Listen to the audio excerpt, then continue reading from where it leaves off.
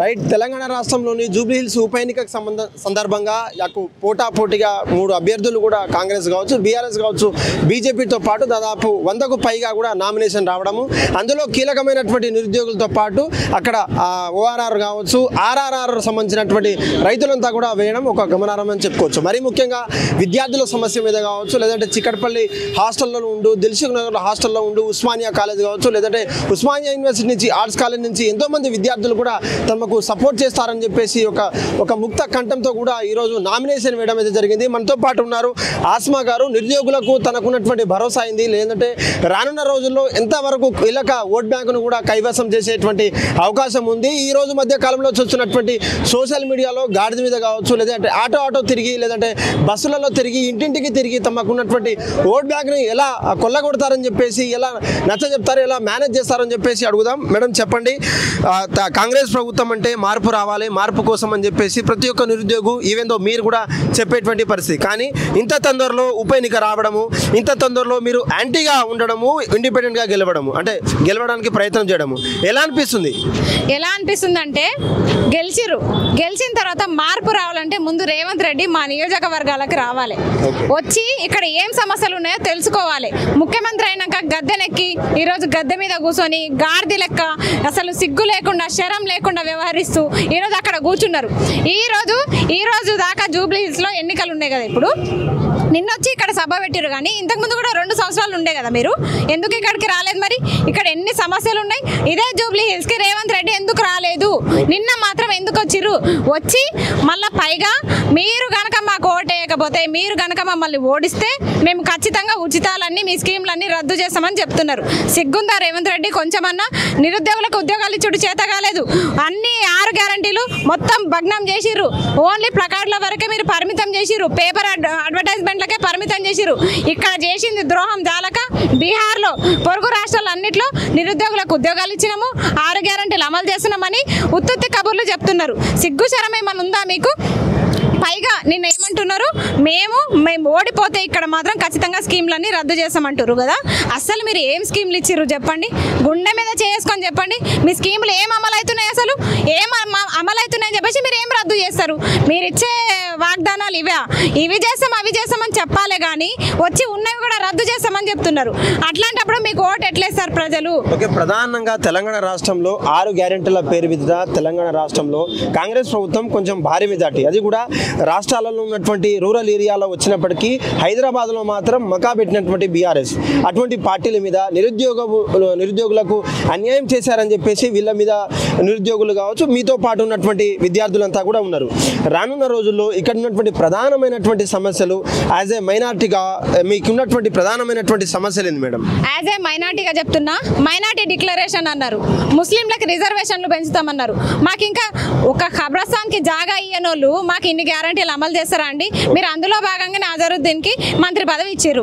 మంత్రి పదవి ఇచ్చి ఇక్కడ ఓట్లు దండుకునే ప్రయత్నంలో ఉన్నారు మీరు. కానీ ఇక్కడ ప్రజలు చాలా హుషారు, చాలా వాళ్ళు మస్తు. అసలు నిజం చెప్తున్నా, ఇక్కడ క్యాండిడేట్ కాంగ్రెస్ అభ్యర్థి అసలు ముస్లింలు స్నానమే చేయండి అంటుండు. స్నానం చేయని ఓట్లు మహిళా ఓట్లే కదా, మహిళా ఓట్లు నీకెందుకయ్యా? వదిలేయరాదు మమ్మల్ని, మా ఇష్టం మేము ఎవరికన్నా వేసుకుంటాం, మా ఇష్టం. నన్నే గెలిపిస్తారు మా ముస్లిం అభ్యర్థులు, నీకెందుకయ్యా మా ఓట్లు? మా ముస్లిం అభ్యర్థులకి నేను ఒకటే చెప్తున్నా, మనం స్నానం చేయమంట, 5 పూటలు నమాజ్ చేసే కంటే స్నానాలు చేయండి అని చెప్పేసి స్టేట్మెంట్లు ఇస్తున్నాడు ఆయన. అయినా సరే మీ ఓట్లు తీసుకుపోయి ఆయన కాళ్ళ దగ్గర పెడతారా? ఇప్పుడు గెలవక ముందే ఆయన విచ్చలవిడిగా ఇంత దారుణంగా మాట్లాడుతున్నాడు అంటే గెలిచిన తర్వాత మన పరిస్థితి ఏంది? రోడ్ల మీద పండ్లు అమ్ముకోవాలి, పాన్ డబ్బాలు పెట్టుకోవాలి, ఇలా చెప్పుల షాపులు పెట్టుకోవాలి. ఇదేనా మన బతుకు? అంటే మనం చదువుకొని ఉన్నత స్థాయిలో ఉండొద్దా? మీరు మా తల్లిదండ్రులకి చెప్తున్నాం, ముస్లిం తల్లిదండ్రులకి, మీరంటే చెప్పుల షాపులు పెట్టుకున్నారు, పాన్ డబ్బాలు పెట్టుకున్నారు, కానీ మేము చదువుకున్నాం, మీ పిల్లలము, మేము చదువుకున్న వారిని మేము ఆ పనులు చేయలేము. దయచేసి మా భవిష్యత్తుని దృష్టిలో పెట్టుకోండి. ప్రధానంగా సమస్య ఉన్నటువంటి ఈ జూబ్లీ హిల్స్ లో ఒకవైపు వెలుగు కావచ్చు, ఒకవైపు బోరబండ ప్రాంతాల్లో, రేమత్ నగర్లో ఉన్నటువంటి లోతట్టు ప్రాంతాలంతా కూడా మున్సిపాలిటీ ఏరియాలలో 1 గంట నీరు వస్తే, వర్షం వస్తే ఎక్కడికక్కడ జామ్ అయ్యేటువంటి పరిస్థితి. ప్రధానంగా అవి ఎన్ని ఉన్నప్పటికీ అటు బీజేపీ కావచ్చు, కాంగ్రెస్ కావచ్చు, బీఆర్ఎస్ చెప్తున్నటువంటి పరిస్థితి. కానీ నిరుద్యోగులకు మేమంతా సాయం చేశాము, మీ యొక్క ఎజెండాతో మీకు ముందొచ్చినటువంటి మీకు ఎస్టీ, ఎస్సీ, బీసీ మైనారిటీలకు మీరు ఏం చేశారు, లేదంటే 2 లక్షల ఉద్యోగాలు ప్రకటిస్తామని చెప్పేసి జాబ్ క్యాలెండర్ పేరు మీదట, గ్రూప్ 1, గ్రూప్ 2, గ్రూప్ 3 నోటిఫికేషన్ల పేరు మీద మోసం చేస్తున్నటువంటి నిరుద్యోగులు కావచ్చు. దాదాపు ఒక ఉప ఎన్నికకు సంబంధించినటువంటి 150కి పైగా నామినేషన్లు, అందులో మీరు ఒకరు. ఎలా అనిపిస్తుంది మేడం వాళ్ళతో తలబడేటువంటి భవిష్యత్తు కార్యాచరణ ఎలా ఉంది యాజ్ ఏ నిరుద్యోగిగా? డి అంటే డి అన్నట్టే ఉంది ఇక్కడ మేము ఓట్లు అడగడానికి వెళ్ళినప్పుడు ఏ పార్టీకి కూడా సముచితంగా లేరు ప్రజలు. వద్దురా బాబు, అసలు ఈ పార్టీలే వద్దు అనుకుంటారు. ఇంకొకటి కొంచెం మా రంగులను చూసి ఇది కాంగ్రెస్ వాళ్ళు అనుకోని చెప్పేసి మీరు అటు వెళ్ళిపోండి అంటున్నారు.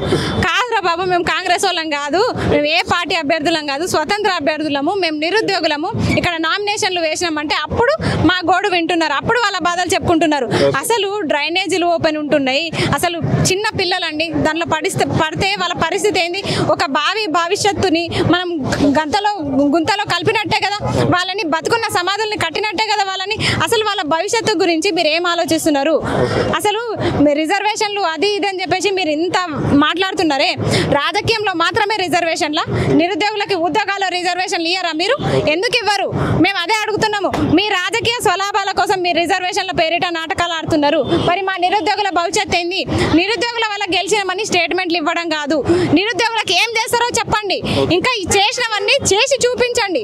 అవి చేసి చూపించకుండా ఇంకా మేము చేస్తాం ఇంకా నాకు ఓటు లేకపోతే ఉన్నవి రద్దు చేస్తాం అని అంటే మీరు ఇంకా బెదిరింపులకు పాల్పడుతుంటే మీకు ఓట్లు ఎవరేస్తారు? ప్రధానంగా చెప్పండి. ముస్లిం మైనారిటీలకు ఎజెండా అయినటువంటి పార్టీ ఎంఐఎం పార్టీ అభ్యర్థి తెలంగాణ రాష్ట్రంలో ఎక్కడున్నా లేకపోయినా హైదరాబాద్ పరిసర ప్రాంతాల్లో ఎంపీ కావచ్చు, ఎమ్మెల్యేకు ఉన్నటువంటి పోటీదారులంతా కూడా తెలుసు. కానీ ఈ జూబ్లీ హిల్స్ ఉప ఎన్నికకు సంబంధించినటువంటి ఎంఐఎం పార్టీ నుంచి అభ్యర్థి లేకపోవడము, అదేవిధంగా 2014లో అభ్యర్థి కూడా తను రాకపోవడము ఎలా అనిపిస్తుంది మేడం? కాంగ్రెస్ ఎంఐఎం ఒకటేనా, లేదంటే ఎంఐఎం బీఆర్ఎస్ ఒకటా, లేదంటే ఎంఐఎం బీజేపీ ఒకటా? అంటే మీ స్పందన ఏంటి? ఎంఐఎం అన్ని పార్టీలతో కుమ్మక్కైతారండి. ఎందుకంటే ఏ పార్టీ అధికారంలో ఉంటే ఆ పార్టీకి మద్దతు తెలుపుతారు వాళ్ళు. అదైతే ఆనవాయితీకి వస్తుంది. బీఆర్ఎస్కి తెలిపారు, ఇప్పుడు కాంగ్రెస్కి తెలుపుతున్నారు. వాళ్ళు అధికారంలో ఉన్న పార్టీనే చూస్తారు, వాళ్ళు క్యాండిడేట్లని చూడరు. అధికారంలో ఎవరుంటే వాళ్ళకి మద్దతు తెలుపుతారు. వాళ్ళు చేసింది అదే. అవును, మైనార్టీ బిడ్డలు కూడా వస్తున్నారు, మన తరపు నుంచి కూడా మైనార్టీ బిడ్డల్ని నిలబెడదాం అనే సోయి వాళ్ళకి లేదు. వాళ్ళకి ఇంతకుముందు ఎంఐఎం అభ్యర్థిగా ఈయన నిలబడినరు కాబట్టి ఈయనకు సపోర్ట్ చేస్తున్నట్టు ప్రకటించారు. స్నానాలు చేయరని చెప్పినప్పుడు ఇందులో అక్బరుద్దీన్కి, అసదుద్దీన్కి కూడా వర్తిస్తుంది కదా. మీరు కూడా స్నానాలు చేయకుండానే వచ్చి ఆయనకు సపోర్ట్ చేసిరా? స్నానాలు చేయకుండానే మురికి వాసనతో వచ్చి ఆయన పక్కన నిలబడి సపోర్ట్ చేసిరా? స్నానాలు చేయకుండానే అసెంబ్లీలోకి పోతున్నారా మీరు? ఈ ప్రశ్న వాళ్ళకి వాళ్ళే వేసుకోవాలి. మీరు మైనార్టీ సంబంధించినటువంటి అజరుద్దీన్ మాజీ క్రికెటర్ ఎవరైతే ఉన్నారో ఎమ్మెల్సీ పదవి ఇచ్చిన తర్వాత గవర్నర్ కోటాలో బీఆర్ఎస్ ప్రభుత్వం కావచ్చు, లేదంటే బీజేపీ నాయకులతో ఉన్నప్పుడు ఆ టైంలో మాకు ఇవ్వాల్సినటువంటి పదవులు మీ వాళ్ళకి ఇచ్చారు, ఇది చట్టబద్ధత నేరం అని చెప్పేసి వాళ్ళకు క్యాన్సిల్ చేయడము, లేదంటే మళ్ళీ ఎమ్మెల్సీ పదవి రాకపోయినా సరే మినిస్టర్ ఇవ్వడం ఎలా అనిపిస్తుంది మేడం? 6 నెలల్లో కూడా మంత్రి పదవి ఉండేటువంటి అవకాశం ఉందా? లేదంటే బీజేపీ నాయకులు కావచ్చు, బీఆర్ఎస్ కళ్ళు కప్పాలని చెప్పేసి కాంగ్రెస్ ప్రభుత్వం నాయకులు కావచ్చు, కాంగ్రెస్ ప్రభుత్వం మైనార్టీ ఓట్లు కొల్లగొట్టేందుకు కపట ప్రేమ చూపిస్తుందా అంటే మీరేమంటారు దానికి? ఖచ్చితంగా కపట ప్రేమనే, ఇదంతా మొసలి కన్నీలే అనొచ్చు. ఎందుకంటే మైనార్టీల మీద ఉన్న ప్రేమ మీకు అజరుద్దీన్కి మంత్రి పదవి ఇస్తేనే ఉన్నట్ట. మీరు ఇచ్చిన ముస్లిం డిక్లరేషన్ ఏది, మైనార్టీ డిక్లరేషన్ ఏది, ఇవన్నీ ఉన్నాయి. మీరు ముస్లింలకు ఇచ్చిన వాగ్దానాలు చాలా ఉన్నాయి. మా రిజర్వేషన్లు పెంచుతామన్నారు, అవి చేయండి. కానీ మాకు ఒక కబ్రస్థాన్కి జాగా ఇయ్యనోళ్ళు మీరు ముస్లింల గురించి మాట్లాడేందో నాకు అర్థమైతే లేదు. మంత్రి పదవులు మీరు ఎంతో మందికి ఇస్తామన్నారు, రాజగోపాల్ రెడ్డికి కూడా ఇస్తామని చెప్పారు. మరి ఆయనకి కలిపియకపోయారు, ఈయనకు మాత్రం ఎందుకు ఇచ్చారు? అంటే ఇక్కడ ఎలక్షన్స్ ఉన్నాయి కాబట్టి, మైనార్టీ ఓట్లు ఎక్కువ శాతం ఉన్నాయి కాబట్టి ఈయనకు మంత్రి పదవి ఇస్తే పడతాయని వీళ్ళు ఆలోచిస్తున్నారు. ఒక్క అజరుద్దీన్కి ఓటేస్తే ఆయనకు ఉద్యోగం వస్తే మా నిరుద్యోగులకు వచ్చినట్ట. నేను కూడా మైనార్టీ బిడ్డగానే ప్రశ్నిస్తున్నా, నేను కూడా మైనార్టీనే. చెప్పండి, ఇప్పుడు నేను బరిలో ఉన్నా, ఇప్పుడు ఆయన బరిలో ఉన్నాడు, ఆయనకి ఉద్యోగం ఇచ్చారు. మరి మాలాంటి నిరుపేద మహిళలకి, నిరుపేద మైనార్టీ బిడ్డలకి ఉద్యోగాలు ఎక్కడా? మాకు ఉద్యోగాలు కావాలి. ఇప్పటికే తెలంగాణ రాష్ట్రంలో ఈ జూబ్లీ హిల్స్ ఎన్నికల్లో దాదాపు 150 పైగా నామినేషన్లు అయ్యాయి. తర్వాత దాఖలాలైనటువంటి సందర్భం అటు కాంగ్రెస్ నాయకులు కావచ్చు, బీజేపీ నాయకులు, బీఆర్ఎస్ నాయకులు స్వతంత్రంగా ఉన్నటువంటి వాళ్ళని వెనకకు తీసుకొని మాట్లాడే మీకేమైనా సంప్రదింపులు వచ్చాయా, లేదంటే మీకున్నటువంటి ఫాలోయింగ్తో ఎవరైనా మాట్లాడేటువంటి ప్రయత్నం చేశారా ఏంటి? ఎవ్వరు మాట్లాడలేదు, ఫోన్లు చేసి భయపెట్టే పనులు చేసిరు కానీ మేము ఎవరికైతే భయపడము. ఇంకొకటి అజరుద్దీన్ గారికి ఏమాత్రం సిగ్గుశరం ఉన్నా ఆయన పదవి ఇచ్చిండు, మీరు ఎట్లా తీసుకుంటారు? ముస్లిం బిడ్డలకి మీరు ఏమైనా న్యాయం చేయాలనుకుంటే వెంటనే ఆ పదవికి రాజీనామా చేయండి. కోర్టులు కానీ వ్యవస్థలు కానీ మిమ్మల్ని తీసేయక ముందే మీరు రాజీనామా చేయండి. ఎందుకంటే మళ్ళీ 6 నెలల్లో ఎట్లయినా ఆ పదవి పోతుంది. అనవసరంగా పరువు ఎందుకు తీసుకుంటారు? ఇప్పుడే రాజీనామా చేయండి అని చెప్తున్నా.